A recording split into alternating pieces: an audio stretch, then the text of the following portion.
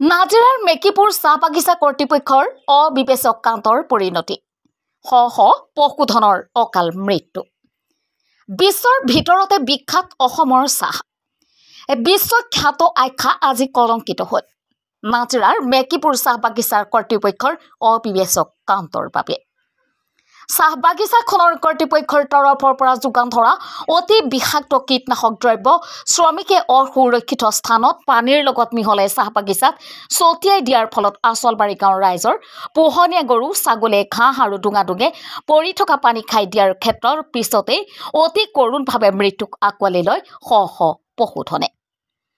অঞ্চলটোৰ পথৰ কাষৰ লগতে বাগিচাৰ ভিতৰে বাহিৰে মৃত্যুক আঁকোৱালি লৈ অতি কৰুণভাৱে পৰি থকা দৃশ্যই স্থানীয় ৰাইজে ক্ষোভিত হৈ বাগিচাখনৰ পৰিচালকৰ বিৰুদ্ধে প্ৰতিবাদ মুখৰ হৈ পৰে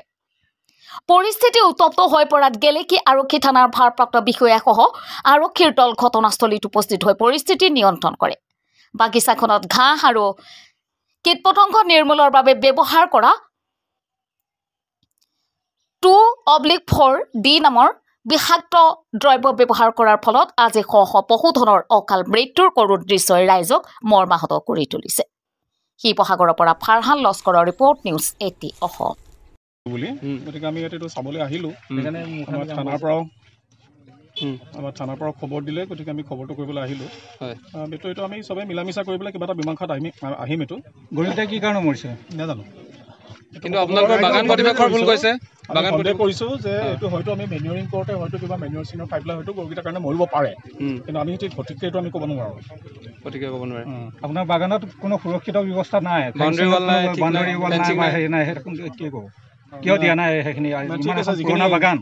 ক'ৰবাত যদি কিবা কৰিবলগীয়া আছে আমি কৰি দিম বাৰু আৰু এটা কথা আমি শুনিবলৈ পালোঁ আপুনি ক'লে যে বাগানৰ মানুহৰ এতিয়া শিক্ষা দীক্ষাৰ অভাৱ ইহঁতি জনা নাই ইহঁতৰ ভুলৰ কাৰণে হৈছে এইটোত আপুনি কি ক'ব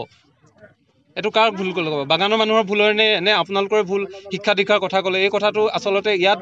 লগত মিলিত নে কি কয় আপুনি কি ক'ব বাৰু বুজা নাই কি কৈছে নাই আপুনি এষাৰ কথা ক'লে যে বাগানৰ মানুহৰ শিক্ষা দীক্ষা কম ইহঁতে নাজানে কামত ভুল হ'ল চাগে সেইকাৰণে গৰুকেইটা মৰিলে এইটো কোৱা আপুনি বাগানৰ মেনেজাৰ হিচাপে আপোনাৰ কথাটো কোৱাটো যুক্তিসংগত হয়নে কি ভাবে মই এইটো কথাই বুজাবলৈ বিচাৰি আছিলোঁ যে আমাৰ যিখিনি মানুহে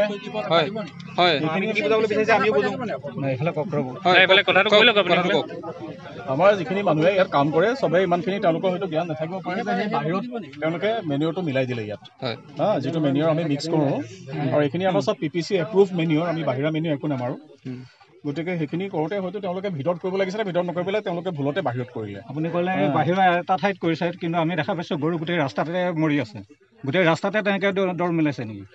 নাই ৰাস্তাত বোলা নহয় এইটো মই নাজানো এতিয়া কিন্তু মই এইটো ইয়াত দেখিছোঁ কাৰণে মই কৈছোঁ ঠিক আছে এতিয়া যিটো ভুল হ'ল এইটো বাগানৰ মানুহৰ শিক্ষা দীক্ষা নোহোৱাৰ কাৰণে ভুল হৈছে হয়নে এইটো মানি ল'ব আপুনি মানি নলওঁ কেনেকৈ মানি ল'ম মই এইটো ঠিক আছে আপুনি নিজে কৈছিলে আপুনি এইটো কথা নিজে কৈছিলে আপোনালোকে এনেকৈ গালি আপুনি কৰি পেলাই যদি মোক কথা কয় তেতিয়াহ'লে নহ'ব ন তেনেকৈ ঠিক আছে মই যিখিনি ক'বলগীয়া আছে সেইখিনি মোক ক'বলৈ দিয়ক আপোনালোকে যদি মোক জবৰদস্তি মোৰ মুখৰ পৰা কথা উলিয়াবলৈ বিচাৰে তেতিয়াহ'লে মই কথা পাতি কি লাভ নিজে কৰিব মই এইটো কথাই কৈছিলোঁ আমি আজি এটা নাফুট ঘটনা এটা আমাৰ ইয়াত আচলবাৰী গাঁৱত মানে হৈ গৈছে আজি পুৱাৰ টাইমতে আপোনাৰ ৰাতিপুৱাৰ সময়ত এই আমাৰ মেকিপুৰ বাগানৰ মাজেদি যিটো আমাৰ গাঁৱৰ ৰাস্তা গৈছে সেই গাঁৱৰ ৰাস্তাটোতে আমাৰ গাঁৱৰ যথেষ্ট সংখ্যক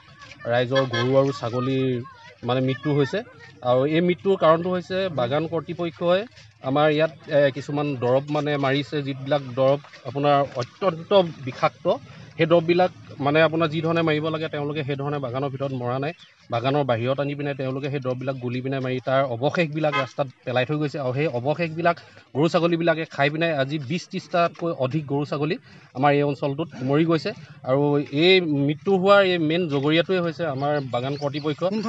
আমাৰ এই বাগানখন হৈছে মেকিপুৰ বাগান আৰু যি সময়ত আমাৰ অসম চৰকাৰ আৰু ভাৰত চৰকাৰে কিছুমান দৰৱ আমাৰ নিষিদ্ধ কৰি থৈ দিছে যে বাগানত ইয়াত মাৰিব নালাগে বুলি সেই কোম্পানীয়ে এটা সময়ত যেতিয়া আমাৰ গাঁৱৰ যিসকল কৃষকৰ আমাৰ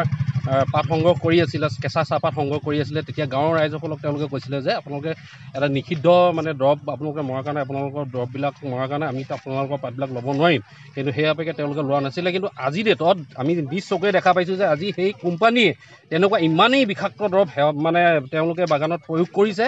যাৰ সেৱনৰ 5 মিনিটৰ পিছতেই জীৱ জন্তুবিলাক এটা এটাকৈ ঢল খাই পৰি মৰি গৈছে আমাৰ নিজৰ চকুৰ আগতে আপোনালোকে এতিয়া প্ৰত্যক্ষ কৰিব পাৰে ৰাস্তাটোৰ ইমূৰৰ পৰা সিমূৰলৈ যদি যদি আপুনি চাই ৰাস্তাৰ দুয়োকাষে গৰু ছাগলী ইমানকৈ মৰি আছে নহয়, দেখিবলৈ এটা মানে দুখ লগা